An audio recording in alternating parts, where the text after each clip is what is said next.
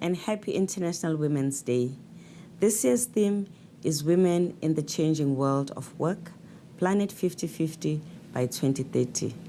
We are working towards substantive equality by 2030. Currently, some 770 million people live in extreme poverty, the majority of them women. Most of them are out of work or in low-paying jobs.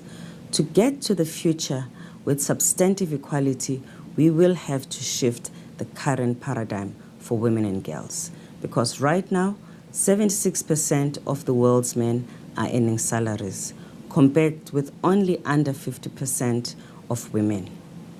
Women in the informal sector, who make up the majority of the working poor, need an enabling macroeconomic context. Further, women must not be confined to traditionally feminine careers and low-paying or non-paying jobs.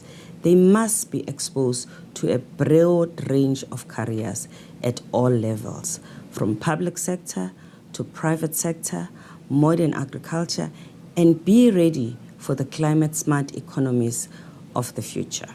They must be prepared for jobs in the digital industries, where currently women are just 1/4 of the workforce.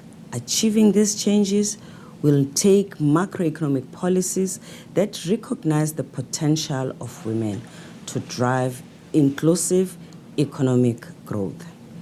This includes creative steps like investing in social infrastructure, such as pipe water and clean energy. Social infrastructure is key to freeing girls and women from the care responsibilities. Ensuring increased participation in the economy includes supporting men's uptake of employment benefits like paternity and parental leave, as well as expanded maternity leave for working women, including their re-entry into the workforce. These are policy choices that public and private sector employers have to make. This is what Goal 5 of the Sustainable Development Goals is about. This is the goal on gender equality. In addition, the right education with relevant skills for the future is fundamental so that more girls can enter and finish schools. More girls must have qualifications in STEM subjects and experience in analytic thinking that leads to higher education and better paying jobs. Currently, only 18% of undergraduate computer science degrees are held by women. To make these changes also means we have to overturn stereotype about what women and girls can do and can't do. And it means paying women the same salaries as men for work of equal value. Currently, on average, women earn 23% less than men. Sustainable changes also mean changing stereotypes that confine men outside the home.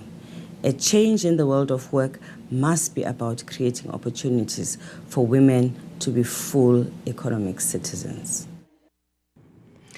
دوستان به برنامه مادر و کودک خوش آمدید. این برنامه صرفاً در رابطه با ماه مارس و این جشنواره یا یادبود تاریخچه زنانی که در تاریخ به اصطلاح اقدام‌هایی کردند که در راه صلح، در راه پیشبرد تمدن و به اصطلاح انسانیت و ارزش‌ها و اون توانمندی‌هایی که امروزه ما میتونیم به عنوان یک زن و یا یک مرد افتخار بکنیم به اونها در فرهنگ ایرانیمون، در فرهنگ جهانیمون این یادبود و یا گرامی داشت رو ما جشن میگیریم. فکر کردم کی بهتر از کسی که تمام عمرش رو، تمام زندگیش رو، تمام به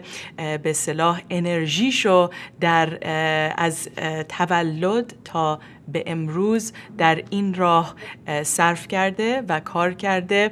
ایشون در سازمان ملل یا مثلا در کودکیشون در کنار مادرشون در سازمان ملل فعالیت می‌کردن United Nations و این فعالیت ها رو در طی سالهای بسیار درازی دنبال کردن و امروزه یک منتور و یک به اصطلاح راهنما، یک گاید خوبی هستن برای اونهایی از ما که شاید از نسلی جوانتر، نسلی جدیدتر، نسل مدرن علاقه داریم و دلبند این هستیم که صلح جهانی رو پیش ببریم و در این راه فعالیت بکنیم.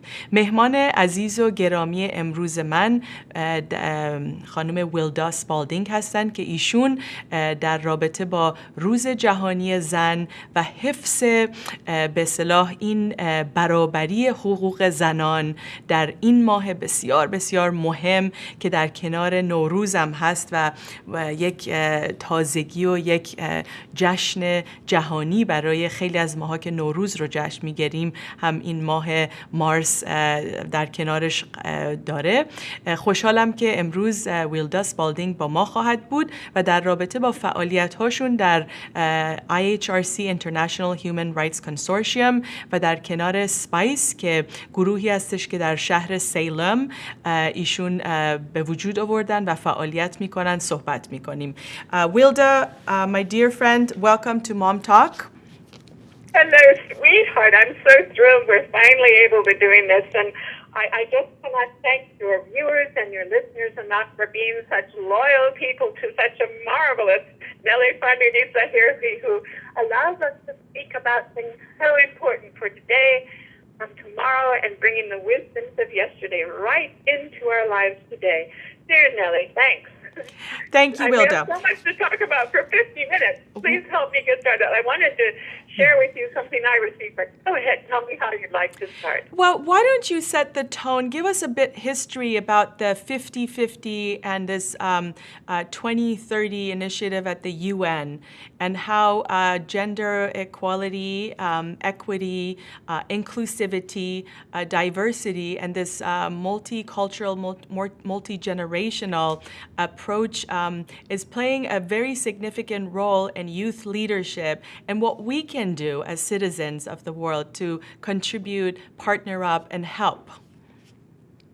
All right, that's quite a task, but one that, my darling, I've been trying to do practically since I was born. Yes. But certainly the last 44 years inside the United Nations in Geneva, Switzerland, I've been privileged to help of many, many different subjects. And somehow, everything from the early days of our dear Egyptian brother, passed now, Khalifa, who worked so hard with our subcommission on the prevention of discrimination and protection of minorities, how we worked so hard to reverse apartheid in South Africa, all the way through to the first international law, which I was able to help form and get passed on issues of disability, to things utilizing sports even, and the Olympic movement as much as it can to the early days has all brought us over all these years the rights of the child, which I was able to help formulate back in 1974. Imagine.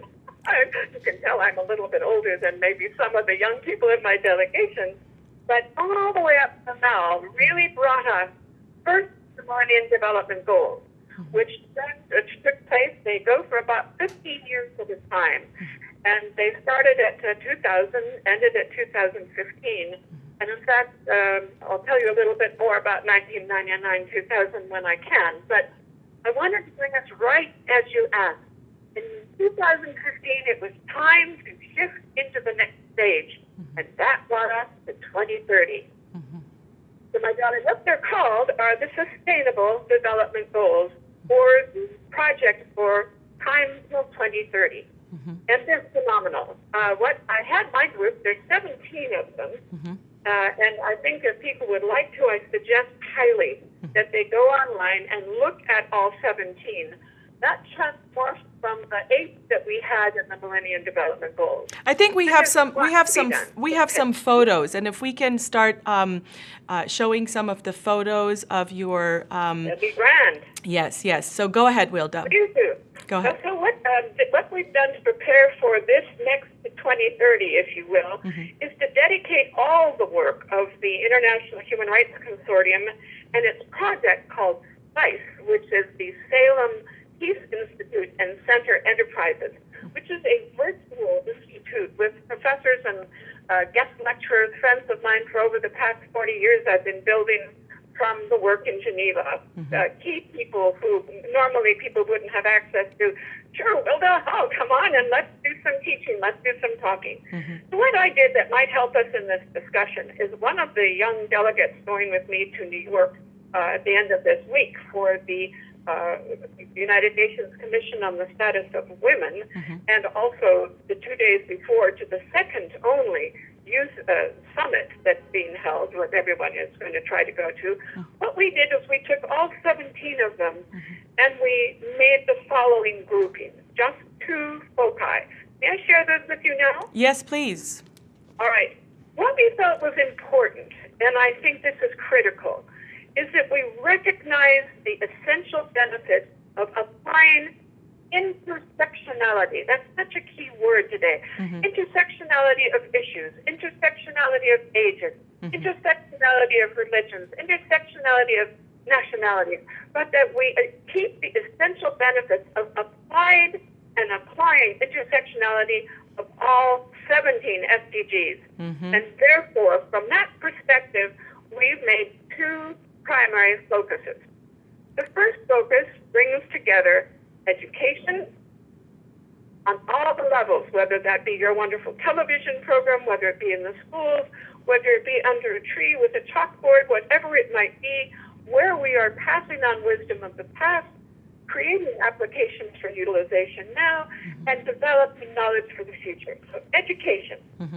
Environmental literacy, not just environmental action, but being literate in how we are responding to water, reclaiming our soils, having the air being the very best it can be. And we all know that there's a great challenge now with all the changes going on, that we need to engage from our youngest age to the eldest of us, having a sense of empowerment and literacy so that we can move forward to save our beautiful planet. And the first part of the focus, yes, go ahead. Well-being, because obviously without having that, there will be no well-being. So focus 1 is education, environmental literacy, and well-being. Okay, so it's a very key point here that you're identifying, the intersectional, the integration, which relates to the focus, the UN focus for 2030 as the focus being on partnership, that we... Without question. Yeah. So may I give you the second focus and then turn directly to the idea of partnership? Would that work for you, that darling? would be great. Thank you. Okay, focus 1 was education, environmental literacy, and well-being. Focus 2, we thought it was important to have what's called impact management. That's all of the business world, all of the people who are the innovators, all the ones who are guiding the wisdom of the past, and how we impact how systems are working, whether they be democracy or whether they be some other form of system, but to have impact management. The second thing on the focus is innovation, not being afraid to embrace the past and leap into a future with creative ideas that are sustainable, measurable, and so on. And of course, the core of the second focus is what's called horticulture, which is all of agriculture and the arts working together, enabling our artists to be our great teachers and inspirers so that we can indeed not only recover our wounded earth, but to find a way to feed all life on it through agriculture.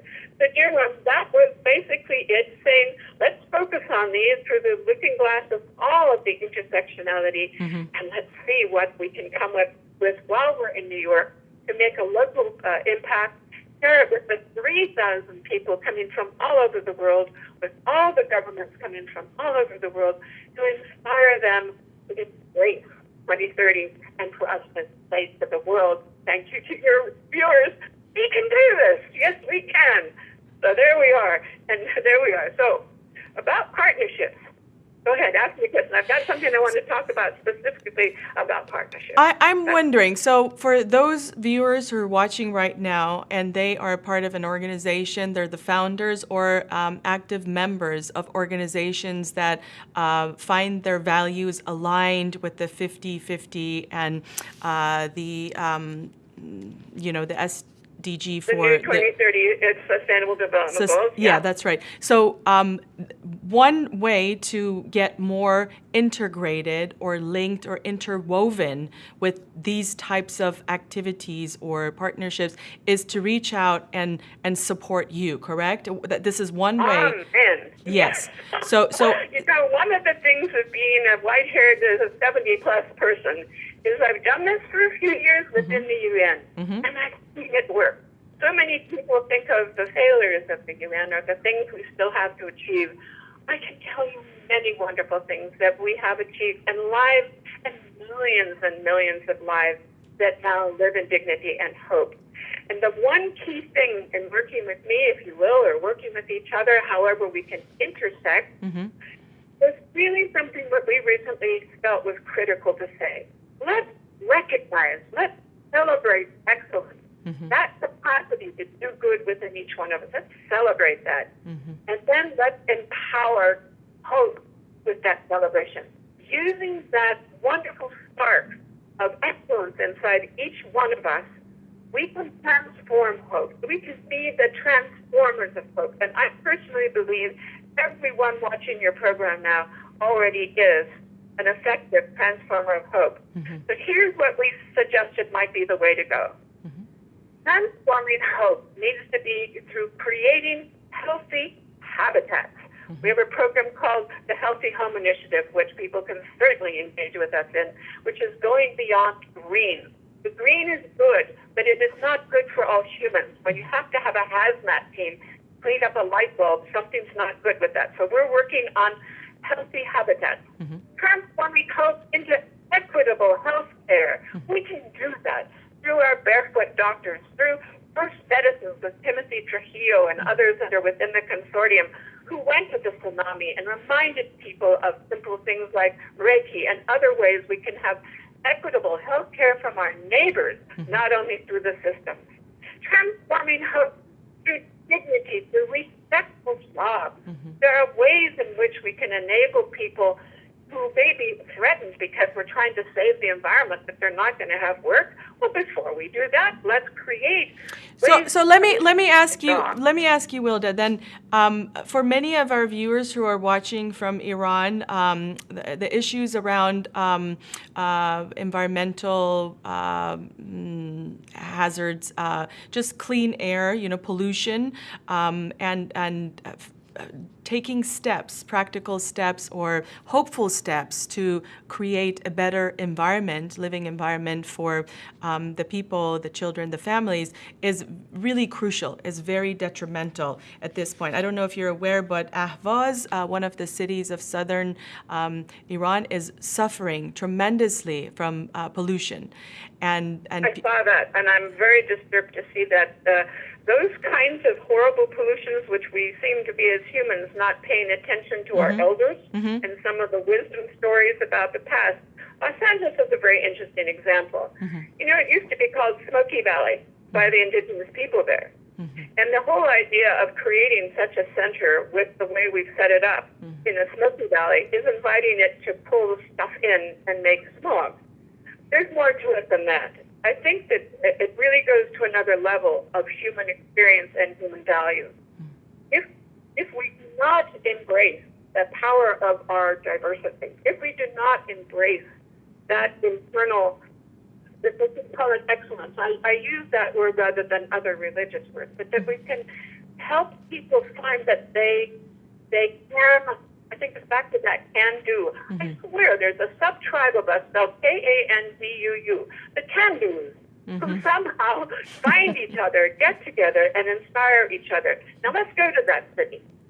We know that there are people there who are very capable, and people in Iran who are very capable of assessing the scientific issues. There are people, philosophers, able to assess why the human beings in that area somehow have gone against those basic scientific issues. We see what we can do to support them. When I'm in New York this next week, working with the people, they're wonderful people, by the way, that come from Iran. There's a group that I've been working there with who have a center for women who have HIV/AIDS, who got it from their husbands who were in prison because of political issues, came home and gave their wives AIDS, and then they died, and now the wives are struggling to survive with dignity. Those kind of people are the can-do folk. And every one of us has that capacity. I will speak to them. I will speak to any of my brothers and sisters from Iran who are there. There are many of them. I also will speak to the other people who are in leadership within the UN itself, like the CETA people who are trying to enable women's rights to be everywhere. It's not just women who can't breathe and can't live in that city right now. It's very serious. It's their boy children, their husbands, their grandfathers, their newborns are struggling to find some way to live inside that placenta that's being poisoned. My bottom line is that unless we find a way to indeed be a consortium, perhaps to bring people together, to really live the lives as transformers of hope into not just some kind of illusional distraction, but into a lived reality. There are people there who may be seeing this program, I don't know. Darling, if they connect with you, have you connect with me, I will connect with them directly, and I will see what I can do inside the UN for the Commission on the Status of Women. The women are powerful. The women are committed, and they're determined. I am determined to include the men as well. I have been since the very beginning, speaking about the rights of the boy child. What is the matter with humanity when it doesn't remember that man was created male and female? If equity in gender has to do with equity in gender, then it's all of us, male, female, boy child, girl child, and so on. So that, I'm afraid, is beyond my little box. But please know that I am concerned about that. I'm aware of that. What I do know, though, is there's a project going on right now in Kenya. Right now in Kenya, they're supplying my own program that's called the Healthy Home Initiative. They're building a new school for orphan children, a new place where they're actually having a school, a home, and a hospital. And they're going to be using the Beyond Green, things like hemp grease, rather than making it as livable as humanly possible so that our people can survive and use their innate capacities to be the creators and the transformers of hope. Sweetheart. Beautiful. Ask a question, darling. I could just go on forever because you've touched my heart. No, and your heart is illuminating. The possible. We can do it. Yeah. So you connect anybody you want to me directly and show one of the pictures. That speaks the story. Yes, it does. I'm going to take a few moments to translate for our Farsi-speaking audience. Wonderful. Thank you, darling. My pleasure. دوستان به خانم ویلدا سپالدینگ، یکی از راهبران و پیشکسوتان در سازمان ملل که ایشون همونطور که اشاره کردن اونجا به دنیا آمدن در کنار مادرشون در فعالیت‌های حقوق زنان و حقوق بشر و به اصطلاح حقوق کودکان، به خصوص برای کسانی که به اصطلاح در اسپیشال المپیکس ابتدا این اینیشیتیو، این برنامه رو پایه‌ریزی کردن، پایه‌گذاری کردن که امروزه بهره‌ش رو می‌بینیم.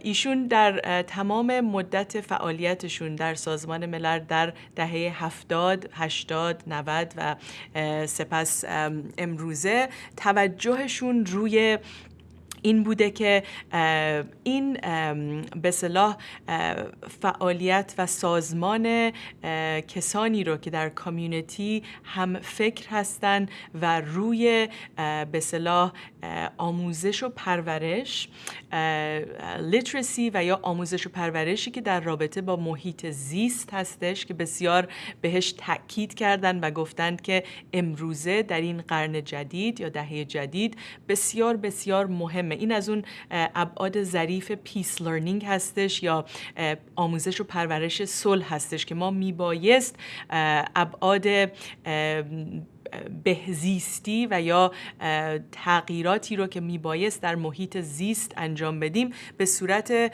آموزش و پرورش و از پایه سازی بکنیم که ایشون تاکیدشون و توجهشون در سازمان ملل در این چند دهه اخیر بر این اساس بوده که نه تنها ما برای برابری حقوق زنان و اینکه با آموزش و پرورش این کار رو انجام میدیم، ارتقاء آگاهی و اینکه لینکج و یا کانکشن در رابطه با کسانی که کسی که الان شمایی که بیننده‌ای که توجه میکنین الان علاقمند هستین از اون سوی دنیا، الان میدونین که از طریق اینترنت و از طریق تکنولوژی دیگه این نوع تماس ها و این نوع روابط بسیار آسون شده. شما میتونین با خانم ویلدا اسپالدینگ تماس بگیرین، اون پیشنهاداتی که دارین، فعالیت هایی که میکنین، جور و شیوهی که شما میتونین کمک رسانی بکنین. فقط این جنبه به اصطلاح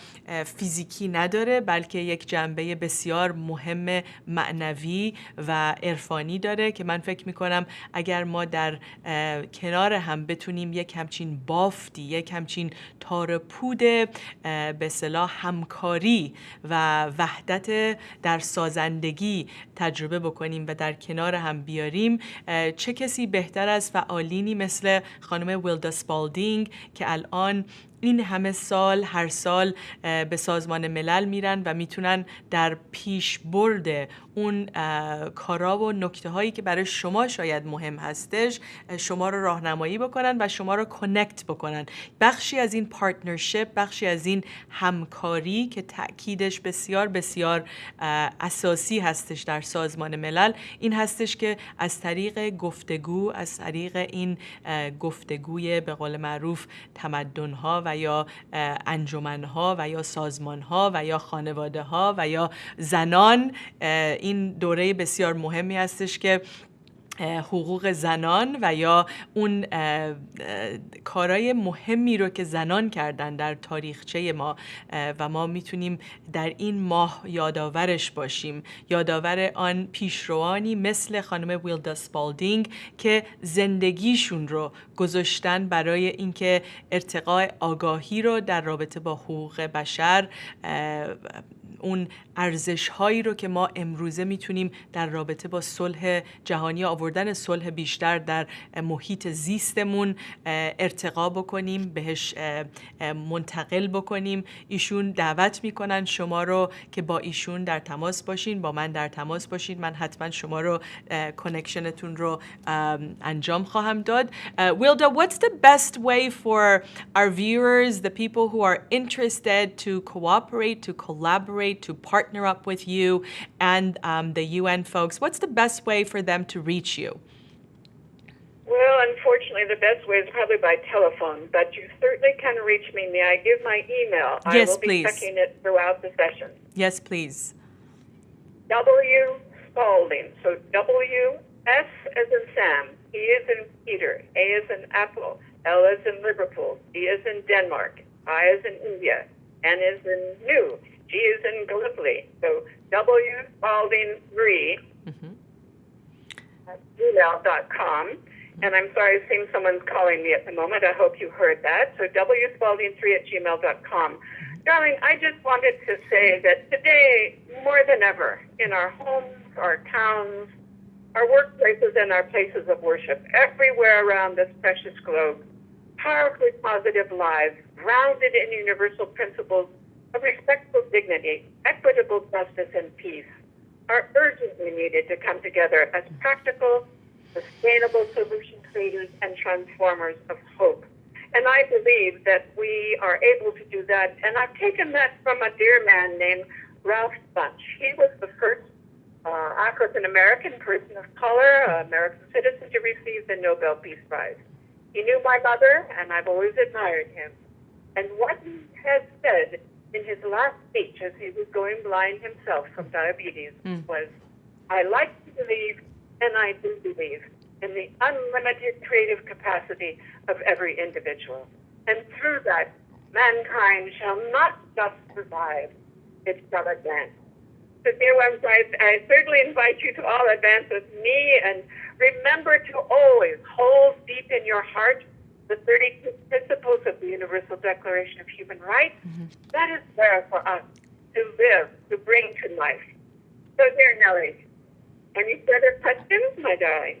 Well, I'm just reminded again of Cyrus the Great, the Cyrus Cylinder, the yes.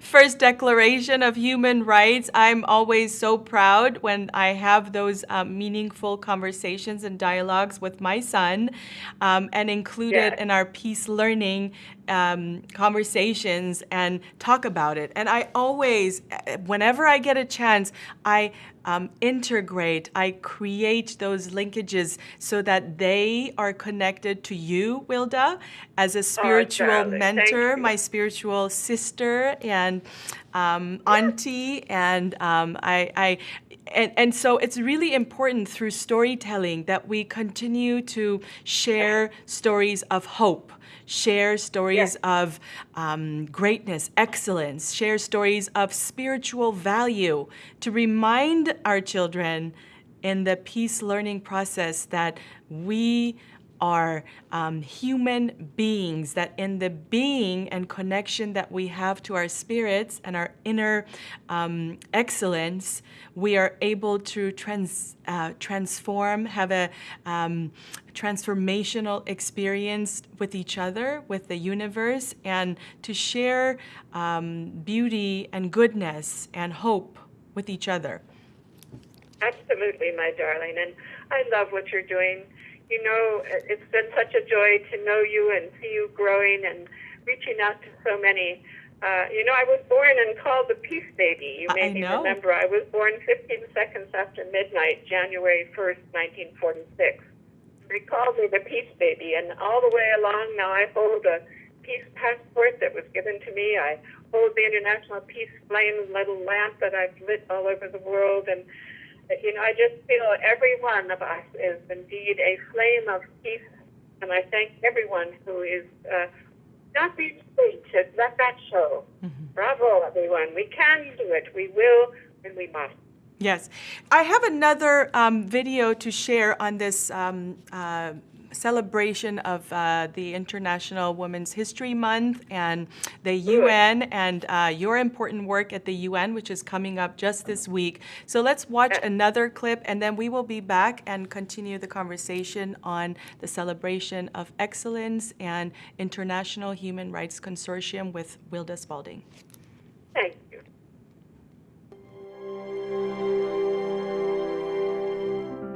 Women's rights are human rights, but around the world that message is ignored far too often. Women continue to face discrimination and violence, from classrooms to boardrooms to battlefields. And as the Secretary General of the United Nations, I am 100% committed to women's leadership and gender equality. But our world is going through troubling times, and millions of women and girls are on the front lines of crisis.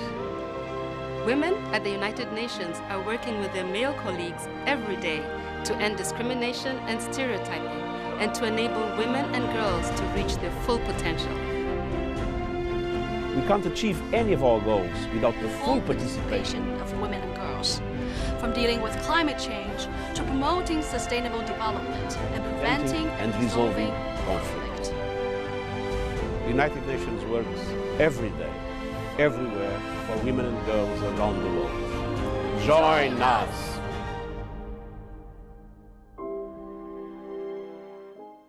دوستان به برنامه مامتاک توجه میکنین، برنامه‌ای که در رابطه با روز جهانی زن و ارزش و اهمیت به اصطلاح گفتگو در این رابطه با کودکانمون، به خصوص دخترانمون، بسیار بسیار موضوع داغ برنامه هستش. و این ماه هر روزی، هر هفته‌ای، هر زمانی اگر شما فرصتی براتون پیش اومد، این ماه میدونم خب نوروز رو ما جشن میگیریم و آغاز سال نو، در کنارش هم یادآور این باشیم که قصه های آن زنانی که در تاریخ ما، در تاریخ سرزمین ما و در تاریخ جهانی ما کارهای پرارزش و مهمی انجام دادن، اونها رو هم از یاد نبریم. امروز مهمان گرامی برنامه من خانم ویلدا سپالدینگ هستن.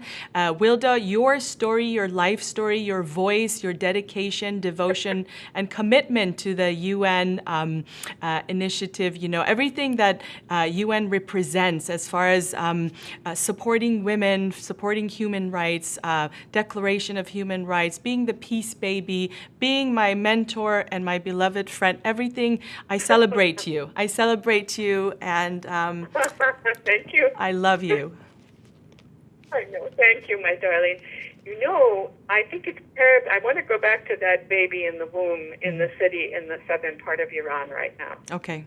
I want everyone to remember when you're carrying that beautiful new life within you, the life that will be coming perhaps soon.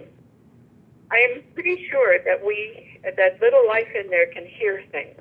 I've always teased people, and maybe not meant to tease them, I've just told them what I think is the truth. People say, Hilda, how did you get involved in working within the United Nations? Like, we know you're not paid, you're just a volunteer. How did that ever happen? And I say to them, well, in San Francisco, my mother was at the signing of the original creation of the United Nations in 1945. There I was in her tummy, and I'm sure I heard every single word. Because from that time on, it seems as though it's been one thing after another that has given me the privilege to be a voice of not just books, because books can be a real illusion, but something that can be applied and really made real, which sort of brings me to a couple of other things we might discuss. But darling, remember those little ones in there. Talk to them about peace from the very beginning. Obviously, it's not easy when you might be getting bombs dropped on you, but even then, with horror all around, maybe then is when we really have to speak the deepest truth within each one of us. The peace is the truth. The rest is just what I've called for years a spiritual illness that I hope and I try to believe, like Ralph Bunche, that it is correctable, it is curable. Yeah. So is there a way around? You mentioned for those scientists or environmentalists in Iran, living in Iran, for them to collaborate, to put in a real effort to come up with some solutions. Now, as you know, with international policies and diplomacy and politics and all that, sometimes that can be you face resistance. So are there ways to go around that to perhaps bring more peace making or peace learning experiences to groups who can come up with solutions for, let's say, Ahvaz, for the city of Ahvaz? I thank you for that question. And in fact, you can imagine after being inside the corridors at the Palace of Nations in Geneva, I've experienced an awful lot of what you're talking about. I've experienced colleagues of mine being tortured in Geneva, even, and others killed. It is not an easy thing. And, as much as we definitely want to support the present systems of diplomacy and, unfortunately, what people might call political activity, the G12s and 9s and whatever else, we certainly want to give as much positive support as we can. I highly recommend that you find other ways. What I've done, for instance, coming from the Spalding Sporting Goods family, we help to the Olympics, the modern Olympics, get revitalized. I hope it can embrace more closely the purposes of peace creating and wellness and all about what it means to be a human being that seeks to be the best in its community as possible. But what I did, for instance, instead of talking about the evils of child slavery, working on many soccer balls, I went, instead of going to the government, I went to the Business Association of the World Business Association for Sporting Goods Manufacturers. And instead of talking to them negatively, I said, can I honor you for doing something wonderful? And in fact, they already had been. Many of the business organizations are doing utmost things in trying to set standards with the International Labor Organization, for instance. And that's another way to go in. You don't just have to go in through the UN General Assembly. I find if you get to interact with organizations like International Labor, it's interesting that they have a different structure than the UN itself.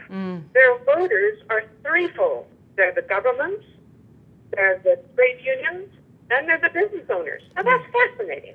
So that you actually have what's real there, looking at how we can make real change. As you know, and I know, laws, international laws, even important ones, like the Universal Declaration of Human Rights, or the first Convention on the Rights of the Child. Look at who still hasn't signed that. There are reasons that those are pieces of paper, and they can be used to paper the walls or build houses with them. But until they're activated, until they're lived and held accountable and congratulated when they get it right, rather than constantly making a them and us. Every time we do confrontation, it's them and us. When are we going to say we can do this? We've got to find ways to go in other directions. World Health Organization, go in through UNAIDS, go in through the different non-governmental organizations. Come in through me. I'll push everybody out everywhere I can to connect. That's number one. Number two, be sure to remember your neighbors. Remember whoever is there that you have any kind of relationship with, even in your family. It's there that we make the changes that make change. Just with all my heart, sometimes it sounds so small.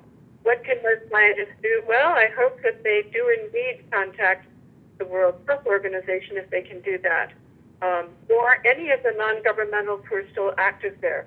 Just be aware that sadly, everybody, unfortunately, seems to feel that everybody has an ulterior motive, and some do.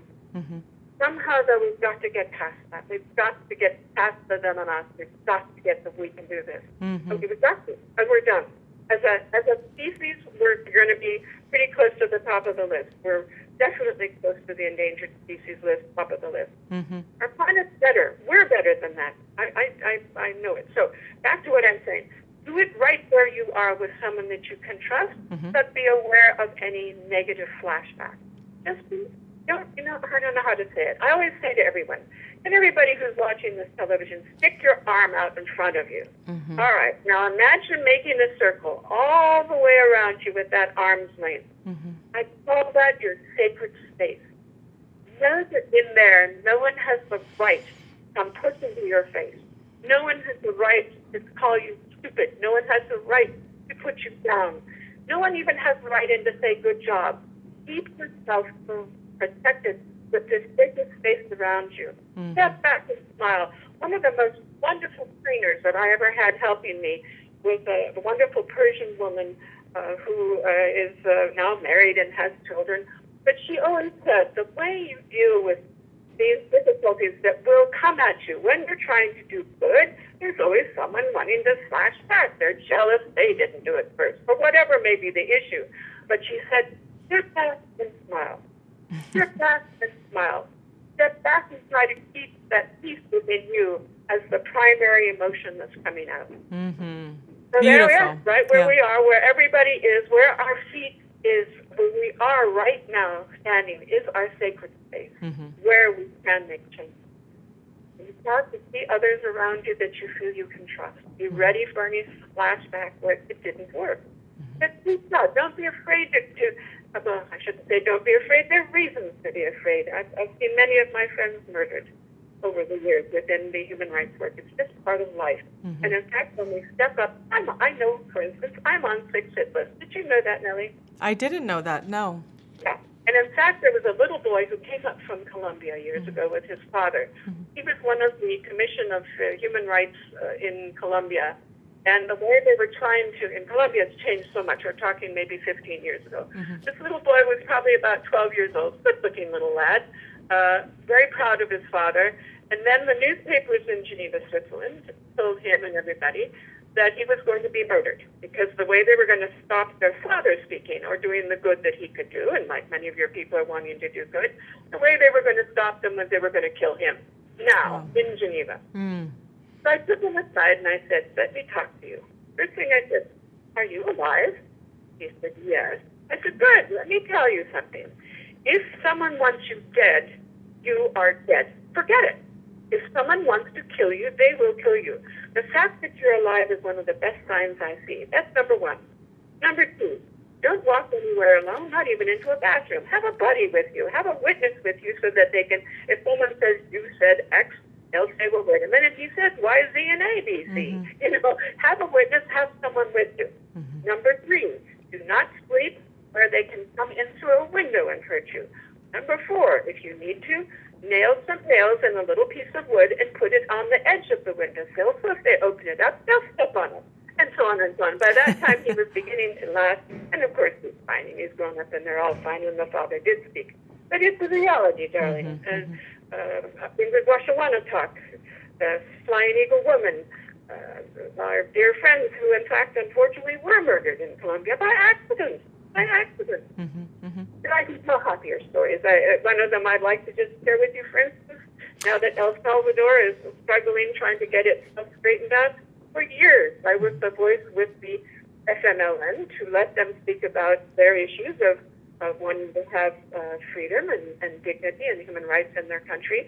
And I worked with Ambassador Mendoza, who was the ambassador who had a wooden arm and half a face only because he'd been blown up by a bomb by the FMLN. And I spoke to both of them, worked with both of them on the rights of persons with disabilities.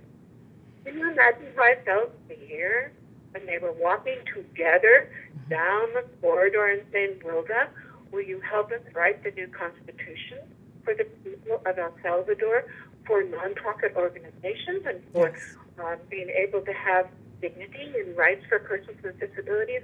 Can you imagine? It takes courage. It takes courage, and you have been a great role model, mentor, someone who has demonstrated that courage works, and that being courageous is valuable. It's a life lesson. It's a life skill that certainly, whenever I want my children to be inspired and awakened in a way that you awaken the people that you touch their lives, I always talk about your life stories, your courage, and your examples. We have come to the end of the program. Is there time for one more story about a man from Nigeria who was a great courage story?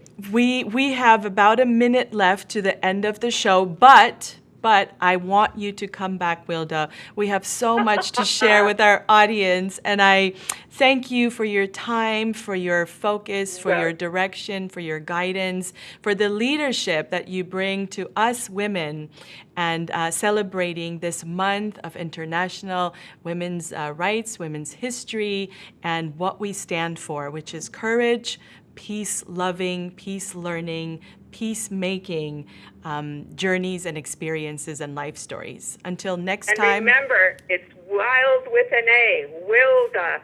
Let yourselves be that wild freedom that has the courage to be a transformer of hope. Thank Amen. you, Nellie. Thank Amen. you so much, darling. Amen. I love you. I love you too.